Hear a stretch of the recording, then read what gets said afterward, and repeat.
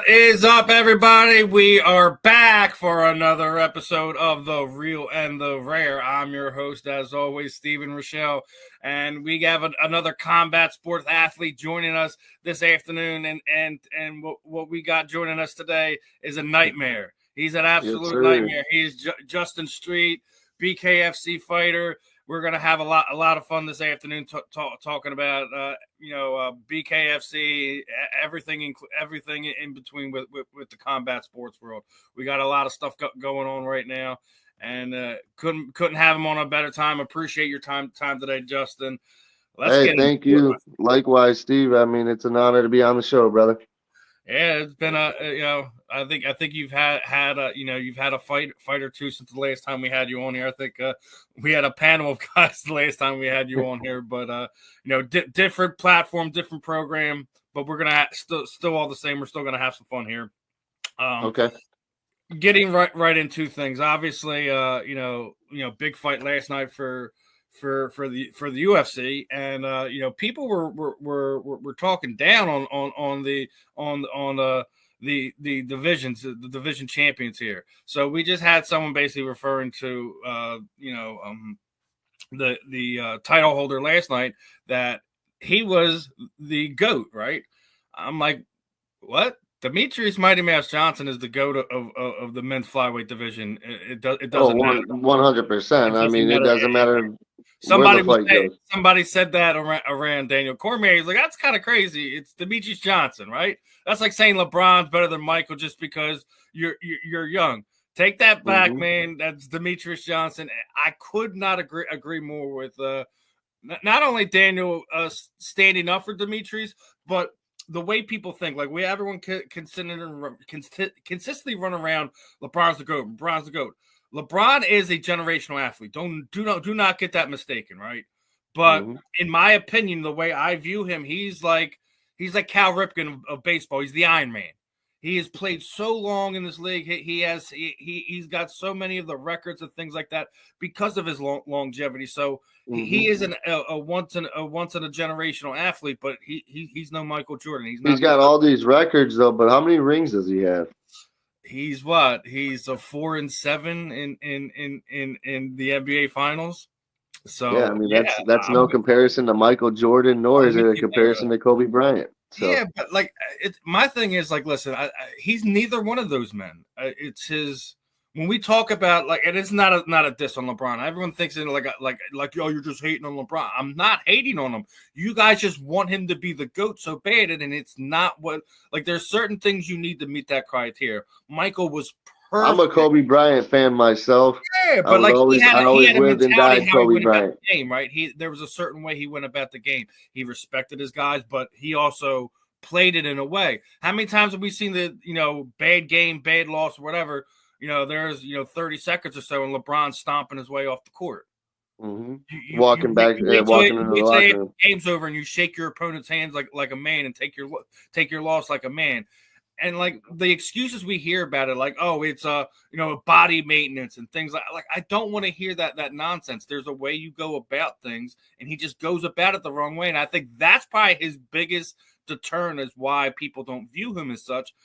He just doesn't have that mentality that Kobe had, that Michael had, etc. So like, and then everyone was. Well, I also feel too like back in the days, like basketball was different then. You know what I'm saying? Like they were more gritty. They were more protest to when they went up for a layup, and they were, you know what I'm saying, for a dunk. You couldn't go into the inside and without getting an elbow or, you know what I'm saying, something like that. And there wasn't the whistles, there wasn't the fouls and all that stuff as much as there was now today. I mean, what's his dubious nickname? La Flop?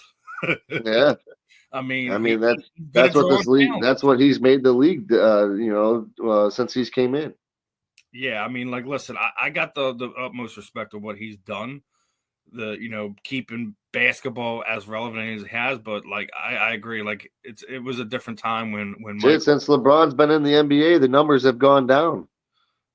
But I also think that's a league problem. Like, all right, when you look at it, there's guys that they can promote.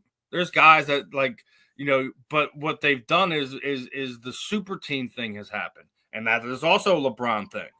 Like, could you imagine? Like, I mean, we're regurgitating stuff that you've heard thousands of times already. Can you imagine, Michael after getting his butt whooped by the Pistons all those years, go and join the Pistons? He was that. That's not who he was.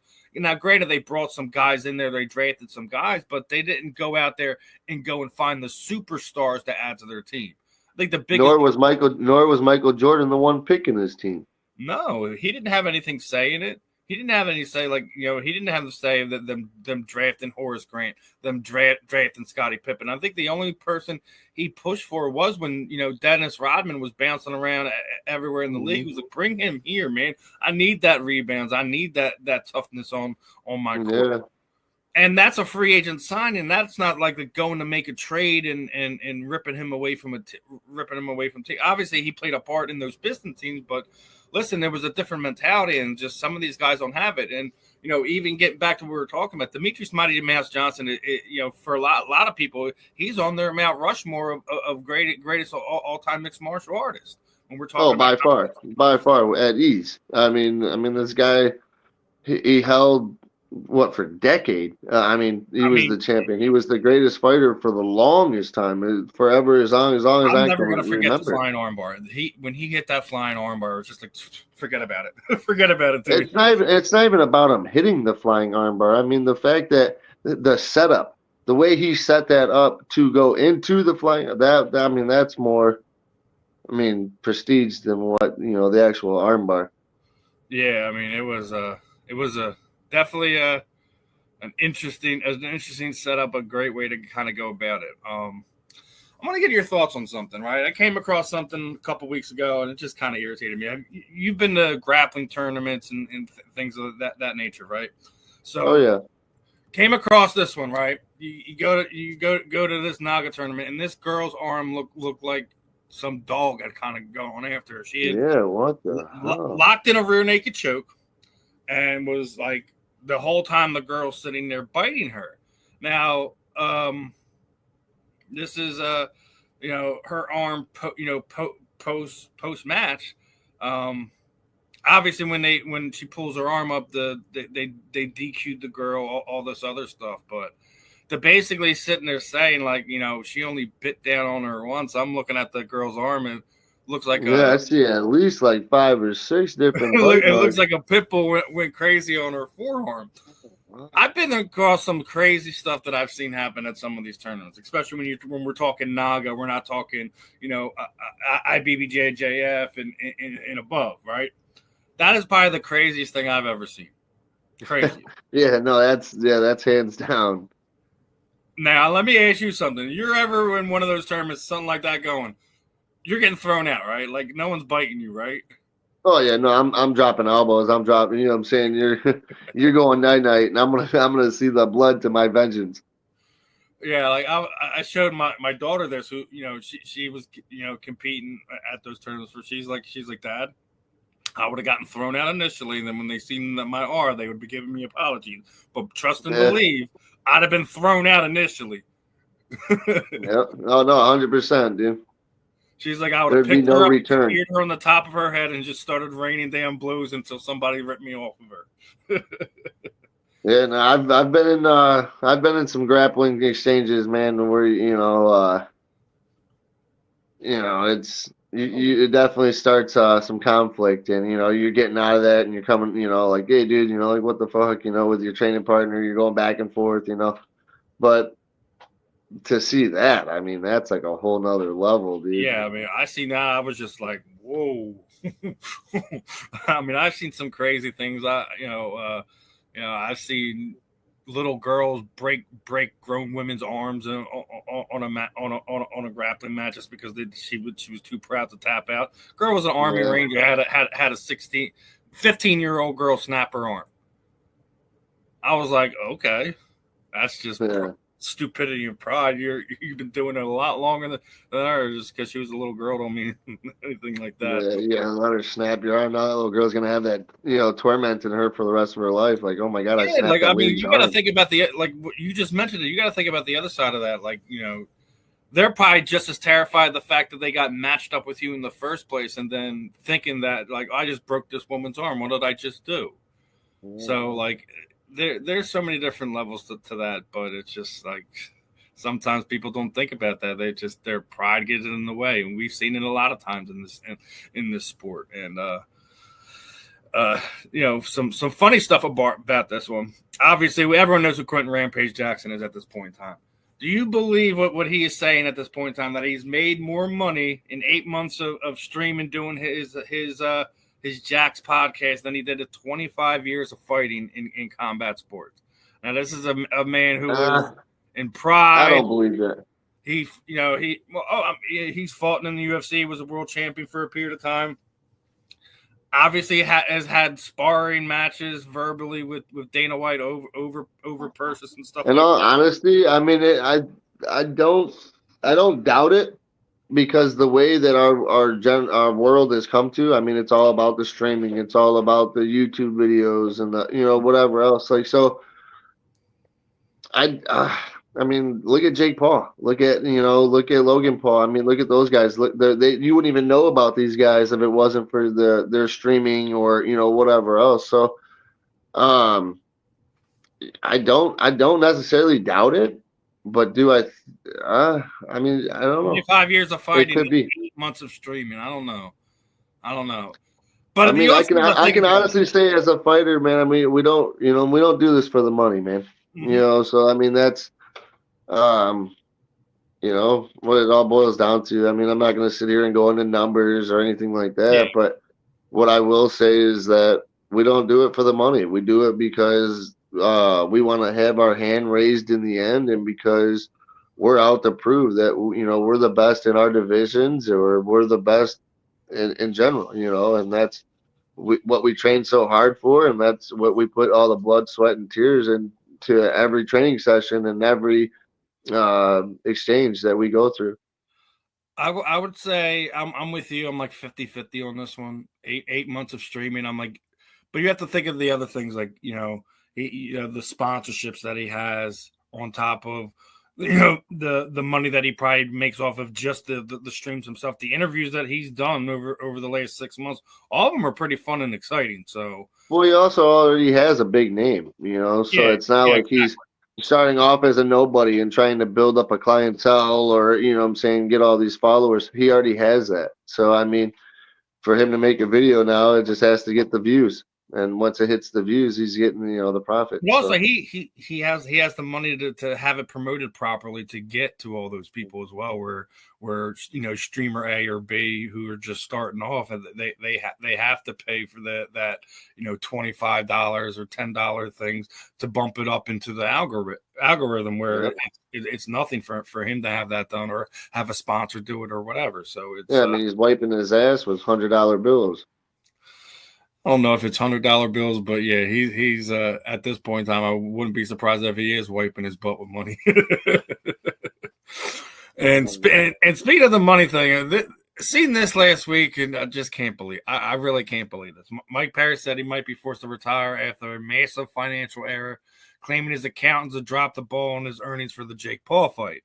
Now, a lot of people were wondering what was going on after the Jeremy Stevens fight. A lot of people want to see him and Mr. Mundell, Dave Mundell go in there and have a rematch for the actual middleweight title there. And as of right now, it doesn't look like it's coming to fruition. And even more so that apparently his financials has made a mistake with that Jake Paul fight, and he owes like some $800K or something like that in back taxes. So he's in a unique situation. We always talk about having the proper people around you, having the right people around you. I don't think Mike had any had money stolen from him, but wouldn't be surprised if somebody around him mismanaged something to the point where he might have to have a big dollar amount just to even show up for the next fight. So what are your thoughts? I mean, what I will say about that is, I mean, the world we live in is nasty. I mean, it's you can't even trust the person next to you, let alone your family or anything like that. So I mean, to trust somebody with that amount of money, I mean, it takes a lot, and I mean, myself, I don't think I could do it. You know what I'm saying? I have trust issues already as is. So, I mean, when it comes to trusting somebody else, with that amount of money, I would never do so. So, I mean, uh, yeah, I don't know. I mean, Yeah, listen, I'm with you there. I'm I with don't you. necessarily know the whole story, so I can't really go into Yeah, much detail about this. But what I will say is that the Perry and Mundell fight, I mean, that would have definitely been one for the books. And I don't know. I think Mundell would finally get his revenge. I mean, that's for sure. I think Mike holds on to the fact that the first fight, like it's you know the last candle on planet Earth or something like that. So it's like I don't get why we've been waiting this long. The fighter Mundell was the first time they fought is nowhere near in comparison to the fighter he is now. I've trained with him, so I mean I've went in there. I've gotten rounds in with Mundell, Royal Reber. I mean those are guys that I go and train with on Saturdays when I'm in the Florida going through my training camps. So I mean I can honestly sit here and tell you that those guys are constantly growing and getting better and better every day. Yeah, I mean, Dave, somebody, been fortunate enough to have him on here a couple times, and he shouldn't be chasing this fight. He's the world champion. He should not be having to chase this fight. This, Mike's the king of violence. He's this, that, and the third. But if you asking me, he's following that Jake Paul regimen, fighting these smaller guys right now. He's not Yep. fighting middle. He's not fighting middleweights where He's doing everything he can to run from Mundell. And for me, I mean, from seeing it from when they fought at the press conference, just months back, to now, I mean, it's got completely different. You know what I'm saying? Like it's just one excuse after the next, and one excuse after the next, to where now he has really no other choice but to fight Mundell. And now all of a sudden, now we having issues with your money and forced to retire and all this shit. So I mean, I don't really necessarily say that that he's lying about it, or I don't necessarily want to say that it's not true, but I'm with you. It's a weird coincidence now that it's almost like he has to fight yeah, this. just all of a sudden, come on, bro. You've already fought 3 times since the Jake Paul incident, bro. Like, who we fooling here? I hope it's a legit thing that he is having money issues, and that's the only holdup here right now. Because if you're running from Dave for this nonsense, man, you're losing more than just your respect at this point. Oh, 100%. And that's the thing, though, is we all know Perry as this loud mouth. Just doesn't give him. He's a walking punching machine. That's the way everyone looks at Mike Perry is. Is oh, he's this, he's that. He'll walk through Mundell, blah blah blah, because he loves taking damage. Look at what he did to Stevenson. Da da da. Stevens is a natural 45er. Thank you. And I'm gonna tell you right now, the that was the reason why he didn't have the power to put Perry away. He didn't have the meat behind his punches to even affect Perry, and that's why all Perry did was walk out with a broken jaw. Listen, Jeremy Stevens is a tough dude, and when going up to that one was more than just a gamble for him, and it's unfortunate. I'd have loved to seen Jeremy put Mike in his place, but it didn't happen. I was doing media for the last Knucklemania. Watch what he just did to Eddie Alvarez. Mm-hmm. So kind of sucks. I'll tell you, I was not a fan of Jeremy Stevens at all. I didn't. I don't know. I just couldn't get with his charisma. It's kind of looked at it as like arrogant, more arrogant than anything else. But when he fought Mike Perry, I gained all the respect in the world for the guy. For him to go in there and accomplish even what he did in that fight. You know, I mean, even though he lost the fight and it was stopped, but I'm definitely with you. I learned I gained a lot of respect that night here in Philadelphia for Jeremy Stephens, and I think a lot more people should respect him. He is the epitome. Oh yeah, for him to take that risk heart. alone, dude. I mean, that's huge. Yeah. Especially where he was already as is in his career. I mean, he was wiping the 45 division clean. And then now, here we are, he chooses to go up and weight and fight Perry. And I mean, everyone knows why, everyone wants that payday fight with Perry, but at the end of the day, you got to think, smart before you think. Perry wasn't even the payday that Jeremy was after. He knew what was at stake. If he won that fight, he was going to get Conor McGregor, and that would come a full circle moment for him. From who the fuck is that guy to now they're fighting. That would have been a full circle moment for him in a huge. And I'll tell you, I think he'd have just not saying that he'd have a better chance with Conor, but they'd be more at the same weight. They walk around more at the same weight. They're built more the same. They're not fighting Perry where he walks around at 200 plus pounds and then comes down to 185 or whatever the hell it is. And speaking of weight bullies, we're 2 weeks away from the big fight. How much do you want to see this right here? Anthony Joshua standing over a defeated Jake Paul. Everyone wants to talk about it. Anthony Joshua's last fight. That it's not the man. That shit's all scripted up. I mean, I'm sorry, but anything with the Pauls, I pay no attention to it because the fact that it's all scripted out. I mean, the Mike Tyson and Jake Paul thing, or Logan, whoever the fuck it was, whatever Paul brother. When they did that fight, dude, I mean, it proved how just scripted out their bullshit really is, dude. And they're changing the face of boxing. They're changing everything, and that's why boxing is losing their numbers, and everything is it's fading away. Boxing is fading away because they are allowing these Paul brothers to come in here with no experience, with no they don't even have amateur careers. They don't belong. I mean, they don't belong in the pro circuit. They don't belong on the big stage. I mean, you're talking to somebody who has put in 20 years of their life into this sport, giving my blood, sweat, and tears, and all the sacrifices that come behind it, dude. And sit here and see these Paul brothers all of a sudden just get a fucking chance because they were YouTubers that have a huge following. It's just really a big slap in the face and a kick in the balls, dude. Listen, I'll say it like this: they're good promoters. They're not great boxers. No, they're not fighters. But like you said, they're promoters. After the Chavez Jr. fight, that there was a sanctioning body that was going to rank him was utterly disgusting. Obviously, people were upset about it, and he's no longer ranked anymore. But you're right. Boxing is hurting themselves more than they're helping themselves. I was briefly talking to you about this beforehand.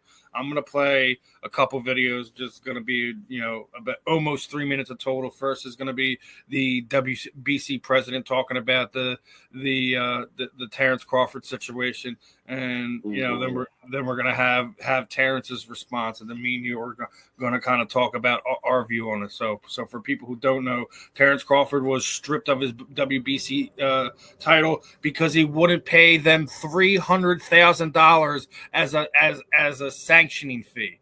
That 9 times out of 10 the promoter is supposed to pay, not the fighter. So we talk about corruption, we talk about all this stuff that goes on in combat sports. It's still going on in boxing.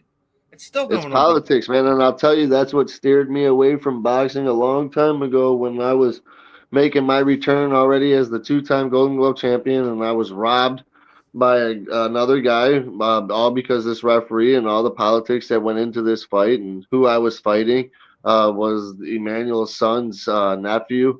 So you could already know the picture that he has and the following that's behind him and all that stuff. That's Emmanuel's son's nephew. We got to look out for, you know what I'm saying? So when I went in here and I thought I embarrassed this kid in the ring. However, when I was hitting him, the referee was looking at me and giving me a stand-up 80 count.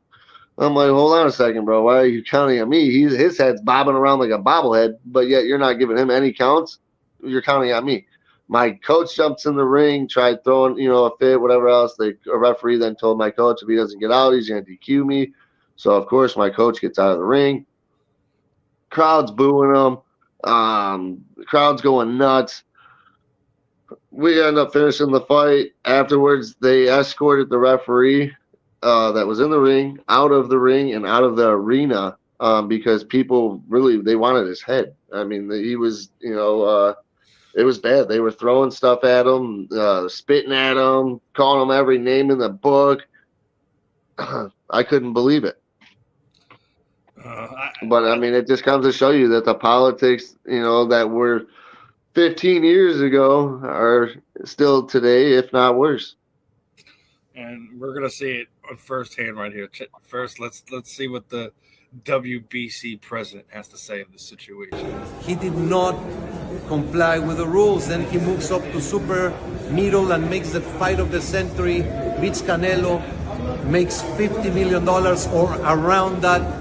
The WBC absolutely is not going to charge 3% of such an amount. We made a very clear 0.6%, which is $300,000, with $225,000 going to the Jose Sulaiman Boxers Fund, which is to help former fighters in need. And it is just regrettable. Not even a thank you or I'm sorry, taking a different route, no response. I wish him the best. But this is not. The WBC is huge, it's great, it's about greatness, and I'm relieved, to tell you the truth.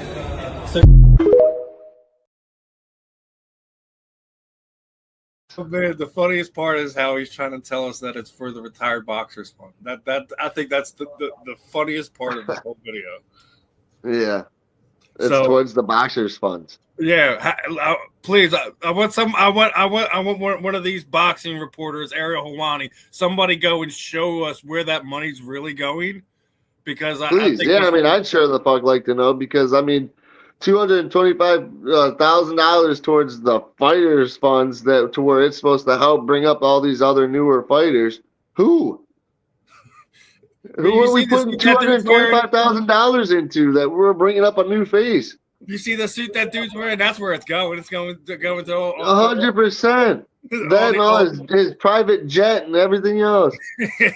Talking about how it's for the fighters. Now let's get Bud Crawford's response to this whole thing. I gotta dive right into it. I see Mauricio, got a lot to say about me not paying him $300,000 plus another $100K something for sanction fees, right? Then he gonna tell me I ain't even apologize. Like, who the f you think I am?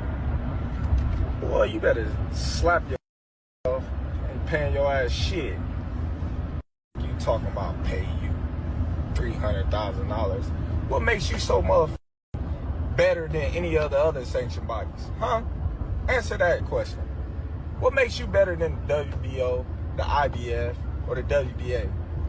Everybody accepted what I was giving them. But you, the WBC, think that you better than everybody, don't you? So since you, the WBC, and you got the green belt, which don't mean shit. Real belt is the ring belt, which is free. What are you talking about? You want me to pay you more than the other sanctioned bodies because you feel like you better than them? How in the world all the sanctioned bodies agreed to the same amount, but you sit your motherfucking ass up there and say that I need to apologize to you? You can take belt. It's a trophy anyway. The fuck am I paying you every time I step foot in? Hey, 100%. 100%. It's a trophy. What am I paying you for? I earned this damn trophy. Yo, man, I love Bud's response. I do, man. Take the belt. What do I need it for? Listen. The world knows I beat him. The world knows I earned that belt. Go ahead, take it.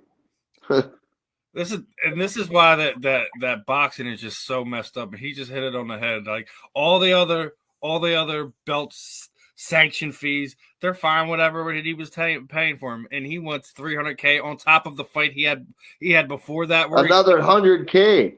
Man, stop playing with me. You ain't taking almost a $500,000 for this guy just for. That's almost a half close to $10,000. Kick rocks, bro. Or almost $500,000. That's what I'm saying. It's close to $500,000, man. Yeah, $500,000. A belt back that's covered in jewels and rubies. Here you go, buddy. Here's your belt. I'll keep my money. Man, this is what I'm talking about when it comes to like. I'll go get another belt made that looks just like that one. Here, take this one back. You know what I'm saying? Fuck you. I mean, and he's right though. Like WBC's out of control. Like, yeah, their green belt's cool. I get it. It is. It's cool. I'm not gonna say it's not, right? But you ain't. It ain't bigger than any of the other belts just because that you got the green belt. What does that mean?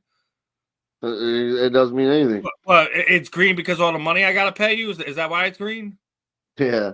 Like, and the other side of this is what I was saying before. And 9 times out of 10, the promoter pays this fee, not the boxer. Mm-hmm. So I don't get like why any world champion would have to pay the sanctioning body a fee for a belt. That makes no sense to me. None. Yeah, no, that makes absolutely no sense.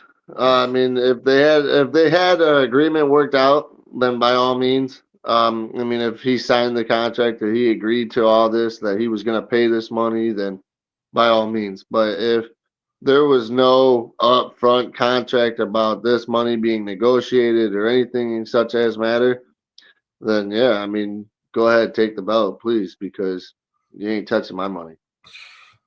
Like we talk about it all the time. Like we're like, you know, it ain't fair. Like when it comes to promoter pay versus athlete pay, regardless. And you know, everyone wants to complain about like the Major League Baseball pay structure is out of control. They need to no. Those dudes play 162 games a year before they even hit postseason. So most of the spring into the summer into the fall, they're playing baseball. I like listen. You're not going to hear me. I'm always going to be pro athlete. I'm with Bud here too. Like, yep, you're not 100%. WBC ain't better than anybody. Nobody. And you know, I'm all for what Bud did, airing him out the way he did. You know, expletives and all. He deserved all of it. Dude's running around what looked like a $300,000 suit as it was. So I'm just right, yeah, exactly. You know, stop playing with me. You know, but Bud is definitely one of the rare guys in this generation he's a pure boxer, man. He's all about what happens inside those ropes. Everything else he could care less about. You know, everyone said that's how it should be. You know, everyone was sitting there saying Canelo was going to wipe the floor with him. Well, what happened? He boxed the hell out of him. You know what I mean? Yeah, he picked him apart. He barely looked like he had a mark on his face afterwards. And Canelo was supposed to be one of the the power punchers, great counter punchers in boxing today.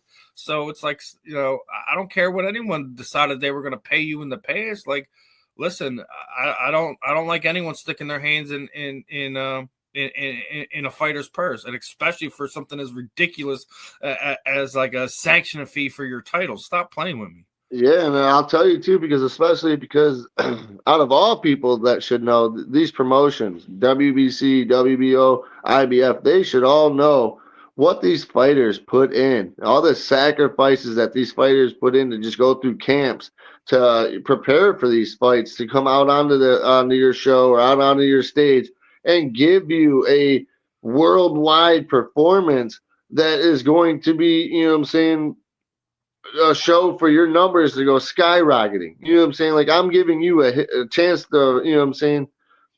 I'm coming out here, I'm making your show have a chance to have history. You know, and for you now, you want to come at me with all this money and try to take $500,000 from me because of this? Can you imagine, you know, BKFC is like, I want a quarter of your purse to hold this title, or the UFC saying something like that? It's out of control, man.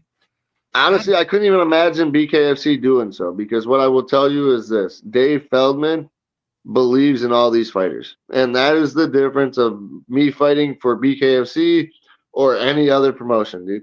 And this is why I love what I do, and this is why I love fighting for BKFC, because Dave Feldman put so much respect and so much honor into all these fighters.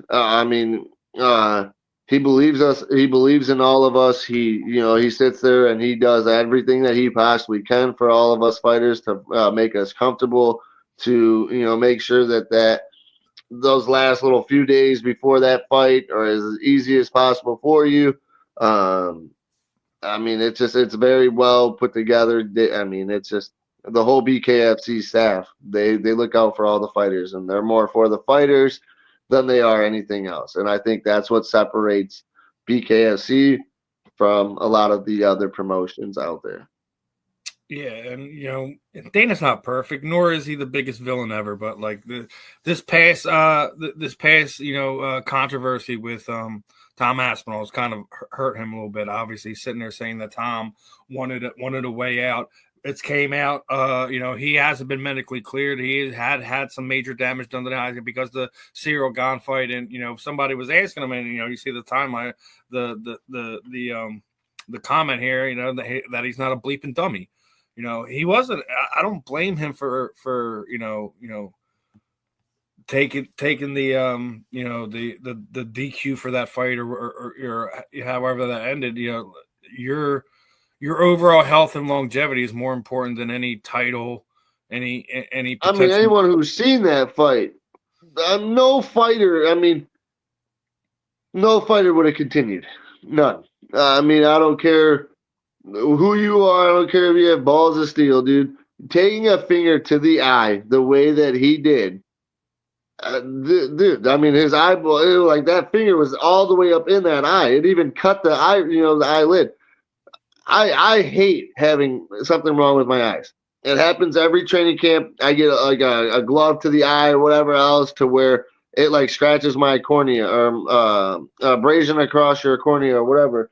That is the worst pain, dude. That is worse than a toothache. It's worse than anything, and it's because it gets your sinuses going. Like your nose runs nonstop. It's like your eyes itching, your nose is running. It's the worst, dude. So any fighter that's going to sit there and say, oh, I would have fought with that, knowing I can't see or whatever else. Yeah, you probably would have in the time of being. But I'm going to tell you right now, you wouldn't have. It's like, listen, I've been saying it for years when it comes to MMA. Like they need to have something like if you're parrying or whatever and you have your hands like, you should either DQ them right there or take 2 points. Fingers are supposed to be up in the air. Your fingers are not supposed to be pointing at the fight at your opponent. They're supposed to be up in the air like this. You can be like this. This is fine. But as long as I don't put my fingers like this at you, we don't have an issue. But my fingers are supposed to be up. You know what I'm saying? Because this is where you're supposed to be. I'm not supposed to be right here. This is where I'm supposed to be right here. My hand doesn't tighten up until I'm this close to punching you in the face. That is when my fist gets tightened up. That's when, that fist is coming over now and, I'm landing that contact. Other than that, I'm right here, and this is where I'm at. Bam, bam. I'm not reaching for it. I'm not, I'm not doing none of that. I'm right here. Right here, I'm smacking down, and I'm firing back. And that's the difference. There's differences between knowing how to parry, and there's differences of reaching for the parry. I think there, we might see some type of rule change moving forward. This just because of the fallout from this, but it's been a long time coming. And John Jones is one of the guys that's the worst for this. He's known to be the worst for this. He absolutely is. And as much as you love him, hate him, whatever, no one can deny that fact. Yep. So 100%. But it's something that has to stop. If you want MMA to continue to grow and have the best fighters in MMA, in the UFC, etc., that you have to do something with this rule to protect them. So hopefully, yeah, you have to look out for the fighters, man. You can't just be all about the promotion. I never have been. Like, as much as I love the UFC, I haven't tuned in the way I was when I was younger. I just think it's just because you don't have they don't have the stars they used to. I don't know if it's the Ultimate Fighter not turning out, because if you remember, like the first 10 years of the Ultimate Fighter, there was at least 5 to 10 fighters that you would be invested in for years, and they were exciting to watch. Whatever, I don't know if it was just the mentality changed. I do think some of the athletes are more well-rounded, etc., but they're not to the level of what we've seen through those first 15 years of what Zuffa was at the time before TKO took over. And I don't think it's necessarily a TKO problem either. I just think it's an overall problem for combat sports, because you have bare knuckle, you have boxing, you have MMA, and you're spread all in between these 3 major. Well, what it all boils down to is people want to see blood. I mean, the crowd, the fans, anyone that's watching these fights, they don't want to see somebody rolling around and pretty much wrestling around in the mud. They don't want to see that. You know what I'm saying? They can go see that at a Grappling Industries or whatever else. What they want to see is they want to see action. They want to see, that gladiator, thrill of them being in the dome. That's what they want to feel when they come to these shows, and that's what they want to feel when they see 2 fighters in the middle colliding. I mean, that's the way we're looked at. I mean, as much as it sounds silly and as much as people want to go, oh, come on, dude. No, it's legit serious. We are the modern day gladiators, regardless of what combat sport we're doing. Yep. That is what we are. We are the modern day gladiators. We're in the middle of that dome while all of you are screaming and yelling and, yelling kill and grab his nuts or whatever else. I mean, that's that famous meme. What was it? Punch him in the dick, was it? Yeah, I mean, you hear that at every fight show, dude. I can't even. I've been to all these. Like, I go to the stupidest things, but sometimes it's still pretty funny. But I agree. I'll sit in my corner. I'm sitting in the corner of my nephew's fight, dude, and I'm cornering him. And every single fight show that I'm at with this kid, dude, I hear that in the crowd. Oh, grab his dick. Oh, punch him in the. I'm like, dude, are you guys serious, bro? Like, that's what you guys are thinking about right now. Right? Yeah, like that's what you guys are thinking about out of all the things that you could be doing to this person. Like, you guys want to yell that out? The crazy things that you hear that inside the heated moment in a crowd. But I mean, I agree with you to a point. Like, it's about blood, but that's only because there's no real killers when it comes to the grappling game either. I think Ronda Rousey was the last one that would go in there, submit you within 30 seconds. Yeah, but and look at it. Ronda Rousey was boring. I mean, I love her to death. Don't get me wrong. Like, I mean, I have nothing but respect for Ronda Rousey. I love what she's done in the UFC. I love, what I'm saying, like her career, her and Genevieve. But she was not a fun fighter to watch. You know what I'm saying? Like, you knew it was going to go to the ground. You knew that she was going to end up submitting these people, and it was almost predictable of how fast she was going to do it. So her most exciting fight was when she fought Holly Holmes, and that is anytime that people talk about Ronda Rousey, what fight do they show? The Ronda Rousey versus Holly Holmes. I think it's more because people will love to watch her downfall more than anything. If I'm sitting there saying out of all of her fights, probably the most, it was probably the best O'Hara fight, just because of how that played out. It was one of the few ones that didn't end in a submission. Misha Tate Misha had a great wrestling base. It's just she'd get her arm caught. Yep. She snapped Misha Tate's arm. Yeah, the elbow dislocation. We've been seeing that a lot lately. Mm-hmm. So I mean, it's and Misha's she's bounced back since then, and she's actually back in there. She's had a few fights over the last few years, so it's like, it's interesting to see how things come full circle. And she did just recently retire, didn't she? She retired, but then she unretired. I think she's getting ready to retire again, because I think she realized that she's never gonna get back to the top of the mountain with the level of fighters that they are now. but I think she's part of that great ambassadors of what the early age, the OG of the UFC. OG women's MMA. You know what I mean? She's Yep. part of that lineage, and we're a few months away from seeing the biggest fight now, because as we're getting ready to see Amanda Nunes and Kayla Harrison go at it, and she has a pretty interesting plan. Like she obviously wants to dispatch of Amanda pretty quickly. Would love to either have a fight with Valentina, and she's been hearing rumors that Ronda might be coming back. There's been a lot of rumors about that. I heard that she's going to do a boxing match with Katie Taylor, which would be an absolute mistake if I'm Ronda Rousey. I would stay away from anything striking if I'm her. Well, 100%. I mean, unless she's been doing something that none of us have heard about.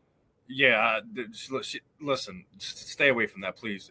Ronda, love what you've done for the female athlete. Giving them a voice. Oh, she's a huge inspiration to female athletes. I mean, listen, you wouldn't even have women's. You wouldn't have women's MMA if it wasn't for Ronda Rousey. Yeah, I absolutely agreed. And if she comes back, I think it should be against somebody like Kayla Harrison.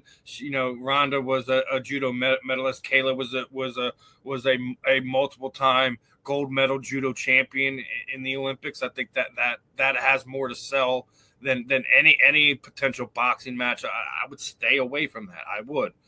Nothing against 100%. Ronda, but you're not going to make up that time, especially after she's sitting there saying that she had major concussions and stuff like that going on with that kind of led to her retirement. Yep. Stay away from boxing. I know that I'm a stand-up fighter. Okay, like I fully believe in my stand-up game. I think that I have probably one of the best stand-up that there is, to be honest with you. And I'll tell you right now, for me to go and say, hey, I'm going to accept this grappling match, that'd be the stupidest thing that I could possibly do, because I know the outcome. You know what I'm saying? I know I'm not no slump in the ground. Like, I'm a blue belt in Brazilian Jiu-Jitsu. Like, I'm no slump. But at the same time, like, I'm not going to, you know what I'm saying? Like, I'm not going to go out there and throw myself onto the mat knowing that my strongest is when I'm standing up.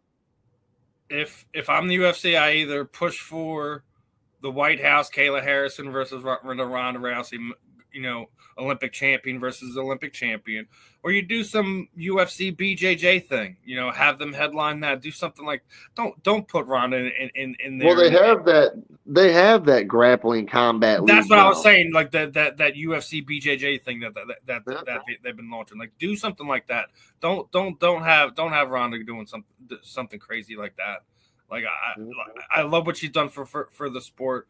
Some people love what she did in WWE. Some people don't. She's a mother. Yeah, I'll put it to you like this, man. I think that bare knuckles taking over. Oh yeah, I totally agree. That once it becomes legal in every single state across the world, it's going to be the biggest highlight of any promotion. Because, it'll be kind of stupid at that point to say, hey, you know what, we're going to do a boxing show with gloves on, or hey, we're going to do an MMA show. At that point, people aren't wanting to see that, especially now when they got BKFC on the circuit, that when they can go and see that and get all the fill of blood and action that they can possibly get in a show. So, and I'm going to tell you right now, to hear that being at a BKFC show and you're hearing that smack, it brings a different vibe to your body. Listen, I've been at, now the Xfinity Center. I've been at that Wells Fargo Center, First Union Center for a lot of things. Hearing the F.U. Stevens chant in that arena, like there's a different vibe with BKFC than it is with just boxing or with just MMA or UFC or whatever. I've been at both two of the three main cards that were at the UFC had at the same center, at 101, at 133. It's just a different vibe, man. And you could be right. It could be the whole blood thing or whatever, or is it just the fact that you don't have the gloves and it is more personal? It's more like a gritty street fight that is that kind of Philadelphia nature, right? So, I mean, there's a lot of things to it, but like I think it's part of what I'm sitting there saying, like, they don't have the stars that they once have. A lot of the stars that were stars or names of note that were in the UFC are all in bare knuckle right now. Andrei Arlovsky had a bare knuckle fight. Alessio Sakara's had a bare knuckle fight. We almost had. Hey, Andre, I don't know how to pronounce his last name. Andre Arlovsky. Yeah, he was in my. So I was fighting Rambo Russo. And I look over. I'm in my corner, whatever else, in between rounds, and I look over, and Andre's looking at me, and he's going. I was like, yeah, and then I jumped back in there and, we started going nuts. But yeah, I was, listening to my corner at that point. I'm sitting there talking to him, having a conversation with him through the Andrei Arlovsky. Yeah. Cool dude. I met him before World Series of Fighting 2 when Anthony Johnson broke his jaw and he continued to fight for another 3 rounds. He's a special dude, man. He's a cool, calm dude, but he is an animal when he gets in the ring and or cage. And looking forward to seeing him continue to compete. I wonder if that new rule that BKFC is trying to implement with the older fighters is going to play an effect with him. So. I don't know. I know that they are pushing for that rule. So he has a different. He has I think the thing is consecutive losses on top of the age. They're making you like go and have fights in other promotions and come back. But when you're getting up there in age, like I get they're trying to protect themselves from getting these guys hurt. I know the Frankie Edgar situation didn't go over well. Frankie's still not happy about it. But if they said he failed his medicals, I'm not gonna argue with the commission about that. Right.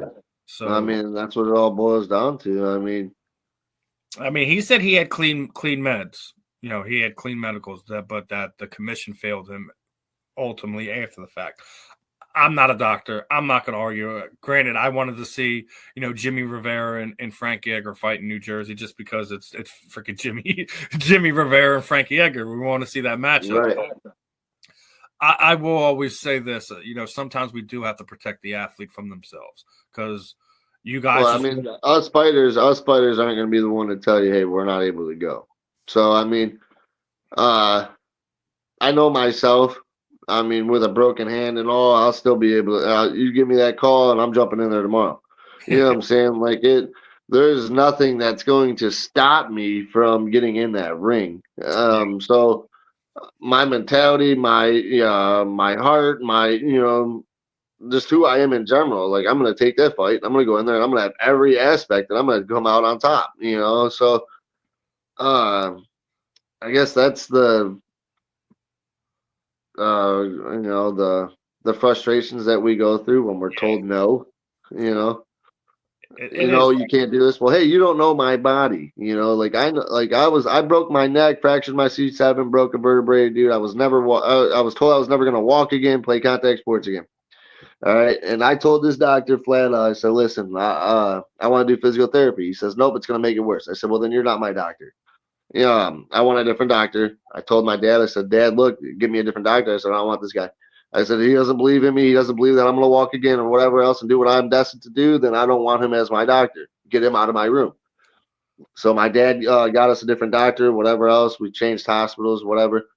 9 months later, I walked out of that hospital. I taught myself how to walk again, whatever else. I walked out of that hospital with every intention on returning back to that football field, with every intentions on, going and doing what I was destined to do. God gave me my legs back, but took the feeling away in my hands. And damn it, I'm going to make sure I'm going to throw them. So, that was my purpose. He gave me my legs to move, and he gave me my stone hands to throw them. So, that's the way I've always looked at it, and that's why I became the fighter, and I've been grinding it out since then. That kind of reminds me of what we just seen happen with Ben Askren, with the lung transplant and everything like that. He looked terrible. Right after the surgery, he's back in the wrestling room training guys, doing all kinds of stuff. 6 months later, man, like some of you guys just have this endurable spirit. It doesn't matter what happens to your body. You find a way to overcome what some of these idiot doctors say, and they don't know what the frick they're talking about. Like you said it yourself, a lot of time you guys know your body better than some other people. If you're going there just you're asking like, hey, just get me to here. I'll take care of the rest. Nope. Like, I get it. A lot of times the doctors feel like they're liable or responsible for you, but I don't think it's up to them to sit there and say that this is the end of the road. You can't do this anymore. Well, there's nothing a doctor can learn more about someone else's body than what that person can find out about their own body, going through the circumstances that us fighters put ourselves through. I mean, just the preparations that go into our training camps and the long hours and the longevity that we put into it. I mean, there's sometimes where I can't even get out of bed. There's mornings to where I'm so hurt, and I just like to get up to go to that gym. It's like pulling a tooth out, and you somehow find the will to get there, and then once you get there, you're halfway. That was the hard part, was getting there, because now once you're there, you're able to put the work in, and then you feel good afterwards. So I mean, no doctor's going to tell me, hey, dude, you're not going to be able to do this because you have this torn this. Well, hey, doc, let me tell you something. If I'm able to do this, it ain't torn. I'm good to go. When we're talking about some of these things, right? Have you seen what Conor McGregor is doing on his trek back to coming back to combat sports? I love it, dude. Psychedelic treatment that he was taking acid, basically. I didn't know that, but yeah, no. What I will say is this: is that you can, from talking to Conor 2 years ago or a year ago to talking to him now, complete change. I mean, the guy is a huge inspiration, and just the fact that he's just living life. I mean, and he's proving that we all make mistakes in life, but yet there's always a turn. You can always come back from what you've done.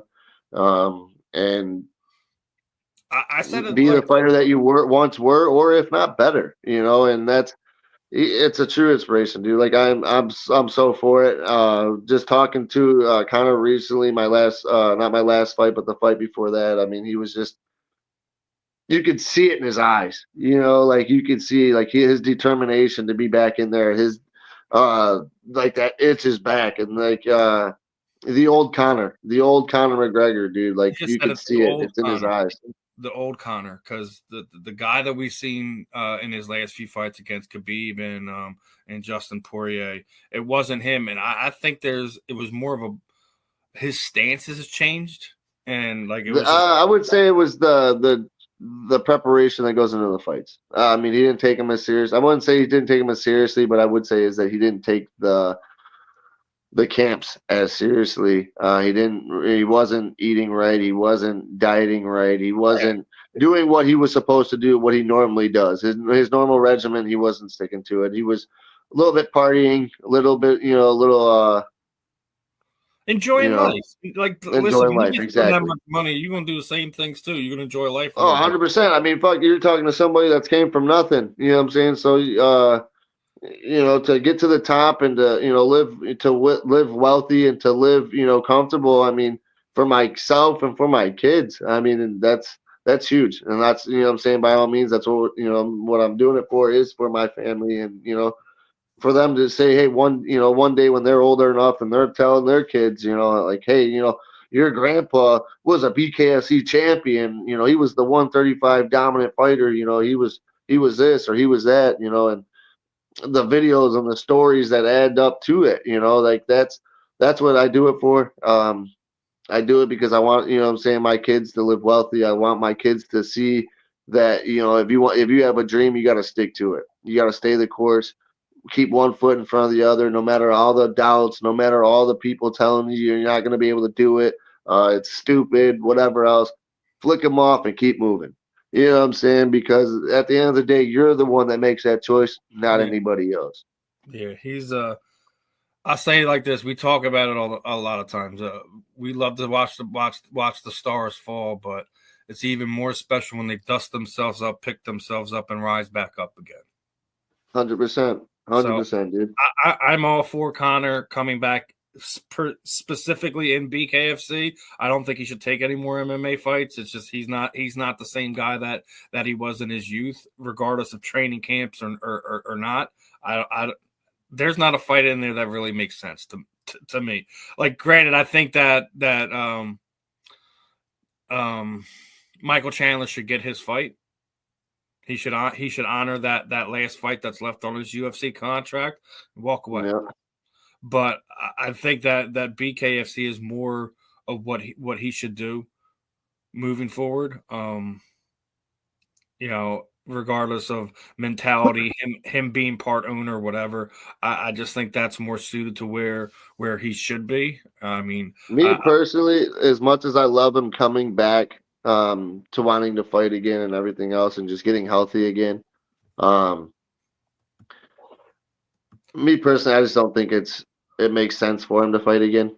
I mean, this guy, you're already talking about a guy who's came out and has done everything that he was set to do. He's most pay-per-view views on a fight, Conor McGregor. Most watchable fighter in UFC, Conor McGregor. Fastest knockout, Conor McGregor. You know what I'm saying? Like, this guy has set out to do everything that he was supposed to do, views-wise, people-wise, champion-wise, just combat sports. I mean, he's the face of combat sports because of the person he was. So does it make sense for him to come back and try to rewrite that story or rewrite that legacy? No. Do we all want to see that happen? Of course. I mean, Conor McGregor is a very exciting fighter to watch. He's a very exciting fighter to his showmanship, everything all around. His showmanship, both in and out of the ring or cages, I think what separates him. There's nobody is like that. Like, I think that's the same reason why Chael Sonnen was as watchable as he was, is because of his showmanship, both in and out of the ring. Chael may not have been the greatest fighter that we've ever seen fight at 185 pounds, but nobody could promote a fight like him. 100%. And that's something that I think Conor has in spades. Like, it doesn't matter if he's talking his fight, somebody else's fight, whatever. I think he could do his own thing, breaking down BKFC fights, and can promote guys that way better than he does when he acts a fool when he's at some of these press conferences.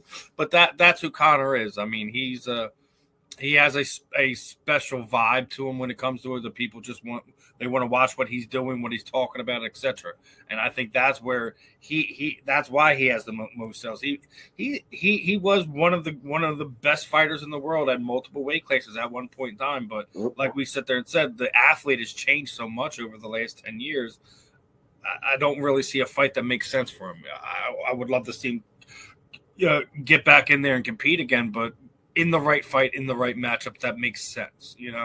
So we'll see what happens when it comes to that. Hopefully he's able to complete this comeback, get that proper training in that we were just talking about, the way he did in the old days, and see the Notorious again, not just Conor McGregor. We need to see the Notorious again, and that's what made him special. So hopefully we do get to see that at some point in time over the next few years. Last two ones I want to talk to you about. Did hear that over the past week or so, Mr. Sean Merriman has a deal in place with ESPN, and that he is taking his Lights Out MMA promotion to ESPN. Couldn't be happier for that. But in this one, he was basically asked about those football and athletes and things like that, talking about when you're playing football, and same goes for fighting. Are you fighting hurt or are you fighting injured? Like, when you get hurt in sparring, we were just kind of talking about it earlier about fighting through stuff, fighting through injuries with the eye poke stuff. Do you think that that's just a special mentality that the combat sport athlete has, that you're obviously, like we were talking about, your body the best and stuff like that, but that you guys fight through more things than most of your typical athletes do because of that will to that honor you guys have, the heart you guys have, that it's almost like an addiction. It's almost like a drug to you guys. It's not even about the as we were talking about, it's not necessarily about the money, man. It's just about the toughness and peeling off this. I came across this topic of talking about the toughest sports in the world. You look at the top two: boxing, MMA, hockey, wrestling. Then you go into like football and all this other stuff. But I truly believe that bare knuckle boxing, MMA, boxing in general are absolutely the toughest sports because of the training you guys put yourself through.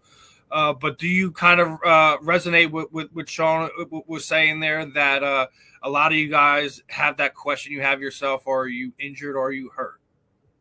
I mean, if you're injured, I mean, if you're still able to go, then you're not hurt. So, I mean, we experience this every day in the gym. I mean, you have your fighters, and then you have your wannabe fighters, and then you have your your upbringing, who just don't want to spar yet because they're still a little too scared, whatever else. But the fighters, that group, when we spar and we go our rounds and we put in that, those glorious rounds back and forth, where you're getting a fresh body in every minute. It's what we call Shark Tank. There is no choice. You don't have a choice to, okay, I'm done, or I'm too hurt, coach, I can't go no more. Get your ass up, put that other foot in front of the other, put your hands up and keep swinging, because it's mental more than anything else.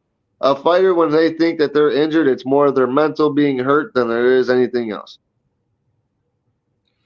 It's like I said, special. You guys are special athletes in more ways than one. It's something you guys aren't paid enough. They don't do enough for you guys. It doesn't matter what we're talking about. If we're talking bare knuckle, we're talking boxing, we're talking MMA, whatever it is. You guys don't get paid enough. Don't get enough credit on those sacrifices that you guys make behind the cameras that no one really sees. You hear some of these stories. A lot of you guys, you borrow from Peter to pay Paul, and half the times after you get through those fights, you barely have a couple $1,000 to your name to even speak of, and sometimes that's even spoken for. So a lot of times you're looking at the guy that does that. I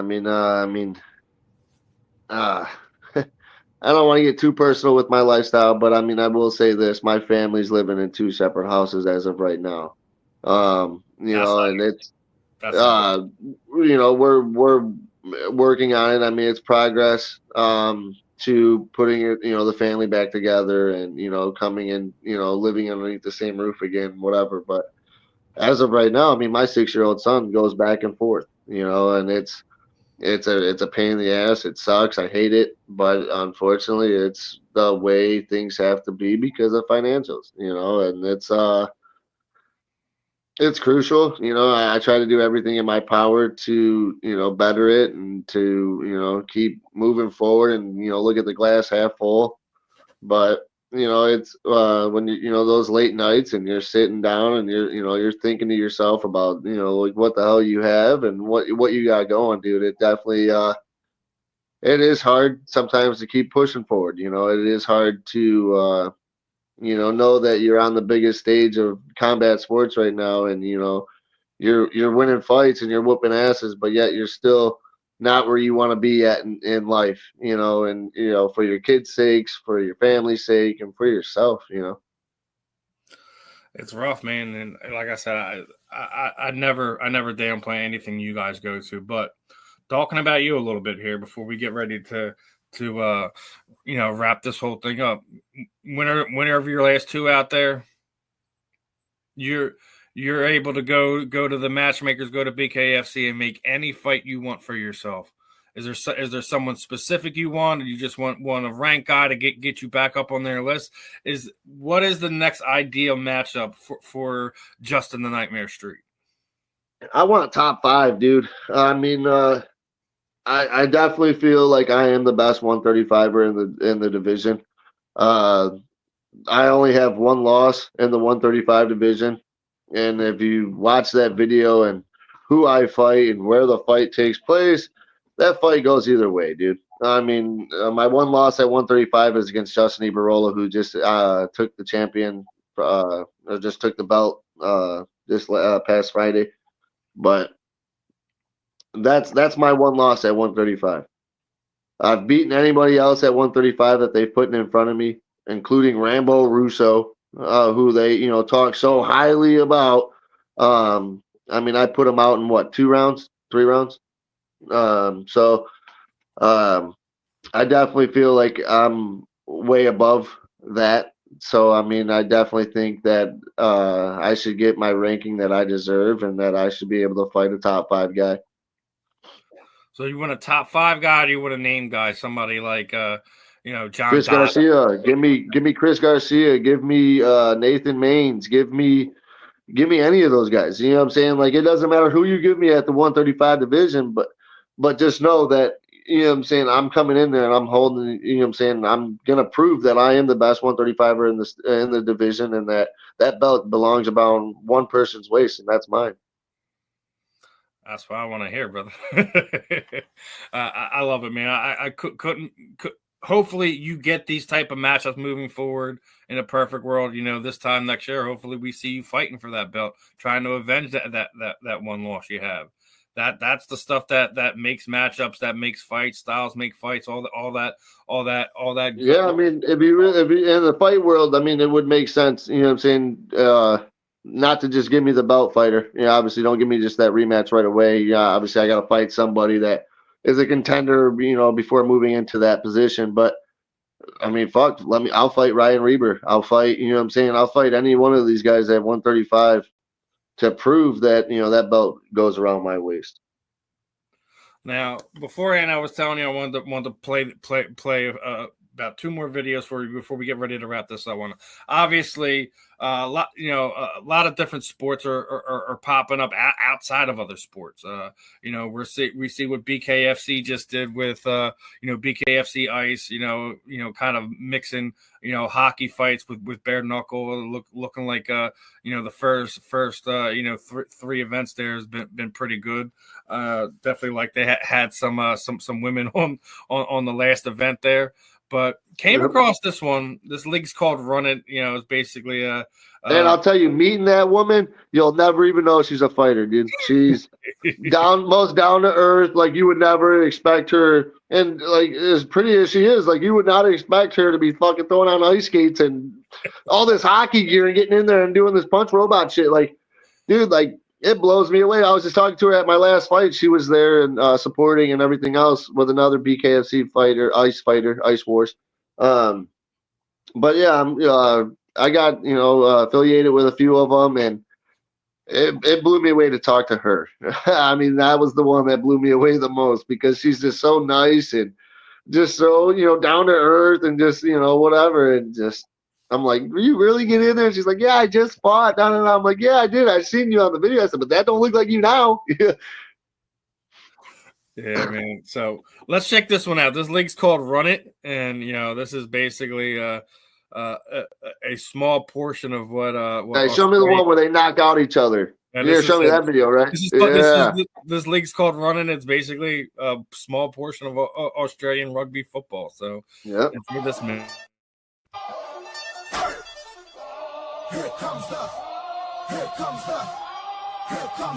don't really want it like, here comes the, y'all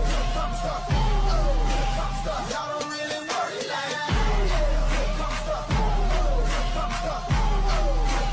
y'all don't really want it like, here comes the,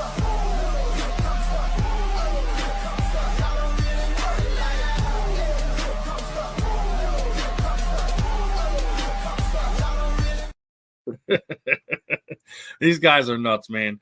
Like, listen, it's definitely a unique thing, but if you're one of these crazy millionaires, billionaires coming up with a sport, is there anything that you would want to come up with that hasn't been dipped into or touched on?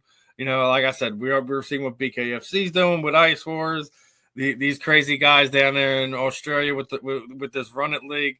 What would something that Justin would come up with? Oh God. Fighting football. I mean, it'd be something crazy like that. I mean, I don't really know. Never really thought about that. But yeah, it'd have to do with something with my 2 passions. I mean, fighting and football. Those are the 2 things I love most. So it would definitely would be, some kind of, you gotta, run the ball but you can't, throw the ball because, whatever, I don't know, football with no rules, something. Bring back the old school football, man. Stop protecting the quarterback. Stop protecting. Yeah, man, I hate. Man, I'm not gonna say I hate watching football nowadays but I miss the old football, dude. Like the running backs that used to punish the defenders and the defenders that used to come blindsiding the offensive players, and like those hits, those pads colliding, the stick marks on the helmets. Like those were the days. You don't see that no more. Now all you see is yellow. Yeah. I'm getting sick of the referees coming front and center. And it seems like every year they have another 10 rules or another, another 5 or 6 rule changes. Are absolutely stupid. The taunting rules, like some of the stuff is just guys being excited. They just made a play. Let their young kids let them play. We're all grown. We're grown men. You know what I'm saying? Like we're out on a field. You ain't gotta child us. You ain't gotta babysit us. Just let us play. Yeah, and since you're bringing up football, man, like what are your thoughts on this season so far? Who have you been surprised with, excited about, etc.? I would definitely say the Buccaneers. I'm very surprised of the season that they're having. I would also say Chicago Bears. Where the fuck did they come from? I called it at the beginning of the season, man. As soon as they stole the Detroit's offensive coordinator and then literally added 4 whole new starters to the offensive line when they led the season the previous year in sacks allowed, I was like, listen, I know that NFC North is a super tough division, but I think the Bears are going to make the playoffs. I had no clue they were going to be, as where they're sitting at, as we're talking right now, the number 1 seed in the NFC East, the number 1 team in the NFC North. Did not see that. I thought they would be a wild card team. No, they're up there with like the best team in the NFL. Like, they're basically the Eagles have kind of fallen off the circuit. Kansas City, they're kind of making their run. I mean, they always make their end of the run. They're not in the playoffs right now. Yeah, no, Kansas City's done. Yeah, I was kind of I was a fan of the Giants there for a while before Scadaboo got hurt and the other guy, but I feel like next year they're a team to be reckoned with. Next 2-3 years. But then they're dealing with a lot of injuries outside of Scadaboo. They lost their number 1 receiver. They gave my Eagles more than a run their money the first time we played them. Obviously, the second time, the unfortunate injury with Scadaboo. A lot of the Giants fans were idiots. Were like, oh, well, that was a hip drop tackle. I'm like, how do you hip drop tackle somebody in the air? Someone explain that one to me. Yeah, you can't do it. It's unfortunate that Cam got his legs kind of rolled up under when when Bond kind of broke up the pass midair. Like you really say it, if Jackson Dart doesn't throw it up in the air and just throws it right at Cam, he probably doesn't have a fractured ankle. It's one of those things. It happens. It happens exactly, dude. I mean, it's one of those freak accidents. It's one of those things. I think they're going to be a good team. Unfortunate that their coach basically had to take the brunt of the front office's terrible decisions and things of that nature. Now that Mike Kafka's their interim coach, who was an Eagles quarterback here in Philadelphia for a while. But yeah, no, it's nuts, dude. The biggest surprise to me, it absolutely has to be the New England Patriots right now. I mean, oh yeah, no, I honestly I forgot all about them, but yeah, a huge. I mean, without any highlight players at all. I mean, they have like no superstar on that team. Stephon Diggs is the only superstar right now. Stephon Diggs, that's it. Yeah, that just goes to show you that how bad Tennessee handled the Mike Vrabel situation. That they have that another one. The front office is an absolute joke, and they need to be ripped out root and stem if that team is ever going to find some type of winning culture again. A rebuild. Something we talk about a lot in football is that culture. It's the most important part of things. You can have all the great players who won in the world. It's never going to work if you don't have a a good foundation to build upon. The same thing when we talk about when you're the bad the bad Nick Sirianni quotes about growing things and flowers and stuff like that. If you don't have proper soil to plant the stuff into, they're not going to grow and flourish. So yeah, I mean, that just comes down to support systems. You know what I'm saying? Like, if you don't have the right people around you and the right support system, then you're not gonna flourish.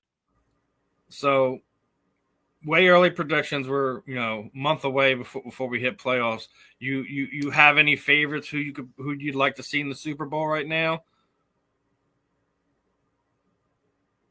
No, not as of right now. No, it's still really up. It's still really a juggly season. I mean, you still have a lot of Still got 4 or 5 games to go. You can't put out Detroit. You can't put them out yet.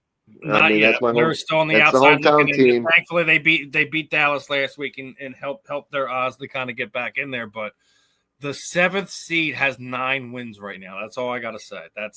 I know it's really hard. Like the NFC went from being joke of a conference, and then 2 years later, all of a sudden it's like, where did all these teams come from? So I said it last week when all the Cowboys fans were like, oh, we're going to get in the playoffs. I'm like, you have to absolutely hope Philadelphia completely falls off the face of the earth in order to get in the playoffs right now. You're not getting a wild card. You're not getting a wild card. It's not happening. Between the NFC North and the AFC West, it's not going to happen. The 49ers, well, especially the Dallas. Dallas just lost to Detroit, so that they're pretty much done. They have 9%. Their only hope is the Eagles falling apart. That's their only hope right now. And I think we only need to win 2 games out of the last 5 or 3, something like that. I think it's 3 games. But either way, the Lions have to win out the rest of their season in order for them to make playoffs. But then that means that Green Bay has to lose. But their hope. What they have to hope is now Green Bay beats up on them because the Green Bay and Bears played twice over the last month. So it's gonna be interesting. I think when you look at it, I think 4 total divisions are being held by a half game. So we talk about parity in sports. It's going to be an exciting and they're teams that you wouldn't even have talked about last year. You know what I'm saying? Like, and that's what's mind blowing to me is like the rebuild, the off season and the rebuilds and like all that stuff. Like these teams are in first place now. Like the Patriots, like you were even saying, dude, where'd they come from? No one would have ever thought last year that they'd even be a team to talk about this year. They haven't been a team to talk about since Tom Brady played for them. It happens, bro. It's one of these things where sometimes the rebuild happens so quickly, and it starts with coaching, man. We talk about like you can have all the great stars you want. If you have good coaching and a good coaching staff to kind of build around and coach these guys up and you can build superstars through that, man. So I think Patriots fans are being blessed right now. They're getting oh fuck yeah. We just thought we were done with the Patriots dynasty. We might be getting another one because Drake May looks like he's for real. So we're gonna see how it plays out. If you're painting me in a corner right now, I'd love to sit there and say my Eagles are gonna get it all together and go for another run, but I can't do that. I love them. I'll always root for my team, but I have to be a realist. I'm not going to be sitting there, these blind homers just sitting there saying, oh, we're going to go back and we're going to win another Super Bowl. They got to show me first. This isn't the 2024 team. So I'm going to say we're going to get a Rams and Patriots Super Bowl. A Rams and Patriots? That sounds. I'll go with that. I like that. Stafford and May. Well, they're in a really good – they fleeced the Falcons. They got a top 5 pick right now. So not only this year, but next year, even if they don't, let's say they don't get it done this year, they got 2 years to potentially win Super Bowls with Matthew Stafford, with Puka Nacua, with Devontae Adams. The Lions are kicking themselves. The Lions are kicking themselves in the balls for even letting that clown go. Now he's the best quarterback in the NFL. Look at his QBR. I mean, it's ridiculous, dude. He was and Detroit. It was like one of the worst in the NFL. The only thing he had was Megatron. That was it. There was no one else. That was it. Oh yeah, that was 100%. He didn't have an offensive line. The defense was garbage. I mean, that's what we talk about, a culture. Then you bring Dan Campbell in there, all of a sudden, they know how to win again. So it's like their window's closing too. If they don't figure this out really soon, we've been told, like, 2 of the last 3 years, the Lions were the best team in the NFC. Listen, I see it at times. I just seen Detroit come through Philadelphia with my team playing as bad as they were. They couldn't put up any points against us. Mm-hmm. But then the following week, 2 weeks later, the Chicago Bears run all over us for 255 yards rushing. So it styles make fights, man. We talk about it in the combat sports world. It's the same thing in football, man. Styles make interesting football games as well. So we're gonna see what happens over this next month. But if you're asking me right now to pick it, like that, those are the 2 teams I'm picking. Denver is sort of surprising that they are where they are. Yeah, Denver's gritty too. They're very gritty and they're very young. And they find ways to win games at the end. It's that's the other thing. When you look at New England, they've only beaten 2 teams with winning records right now. So you could sit there and say, like, on paper, they look like a really good team, but they haven't really played anyone yet. Maybe they're a year too soon, like what we're seeing with Washington this year. So it's one of those things where Denver has a good foundation. This is Bo Nix's what third year, second year, something to that effect. Second year. And then you have a foundation there with a proven coach in Sean Payton, who's was very good for a long time with the New Orleans. Yeah, so it's going to be interesting. Basically, those are the 2 teams I'm looking at right now in the AFC. I don't think Buffalo's going to do it. That Josh Allen. No, Buffalo's done. Buffalo, they don't have any weapons. Josh Allen they're dealing with injuries too. He can't do everything. Josh Allen is Superman, but he cannot do everything. They do not. Yeah, he's dealing with a lot of his team's injuries. I mean, wide receivers. They don't really have any wide receiver weapons right now. They don't have any. No running back. I mean, their running back, I think, is the starting. They have a running back. I think I like James. He's hurt, isn't he? James Cook, isn't he hurt? Is he? I didn't pay attention. I just know that Darius Slay got released and he did not want to go to Buffalo. Yeah. I'm retired. I ain't going to Buffalo. I don't want to go there. I'm good. I'll retire. So they're retaining his rights and all that. But that's an interesting thing. It's it's a fun time. Bring him back to Detroit. I thought that's where he was going to wind up going, but apparently the only 2 teams that put claims on him was Buffalo and Philadelphia, and Buffalo was before Philadelphia because of where they were in the waiver pool type thing. So I think it's stupid due to a veteran like that. If you're released, don't have them go through the waiver. Like, I think that should only happen between players between 25 and 32. Anything past that, let these guys go where they want to go, not where somebody in a weird picking pool gets the first crack to sign.